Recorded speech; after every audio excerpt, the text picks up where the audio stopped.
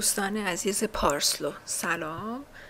با هم دیگه میریم درس جدید رو شروع کنیم. امیدوارم درس‌های قبلی رو یاد گرفته باشید.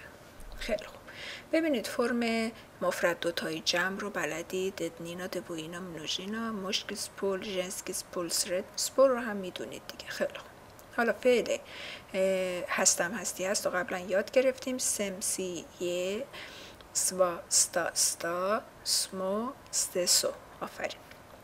حالا چطوری منفیش میکنیم؟ برای اینکه منفیش کنید شما یک نی به ابتدای اون فعل اضافه میکنید. در این مورد همه افعال اینجوری نیستن. این فعل بیقاعده است. پس نیسم، یاز نیسم، من نیستم. تی نیستی، تو نیستی. اون نی، اونا نی. بعضی اشتباه میکنم میگن نیه، این غلطه. نی، یه رفت کنار ها. خدافظ یه ها. نی، اون نی، اونا نی. میدوا نیسوا، میدوا نیسوا، میدوا ویدوا نیستا و دوه نیستا. بله درسته. اونا دو نیستا، اونی دو نیستا. خیلی خوب. بریم سراغ فرم جمع. می نیسمو، می نیسمو، ما نیستیم.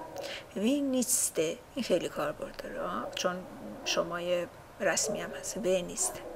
اونی نیسو، اونه نیسو. خیلی خوب. پس این از فرم منفی. جدولش رو هم همین الان براتون می نویسم. خیلی خوب.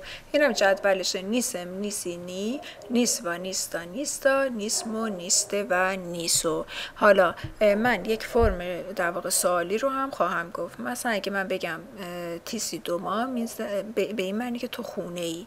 حالا میگم آسی دوما، یک آ میارم اولش، فعلم هم محل دوم میمونه. آسی دوما، تو خونه ای.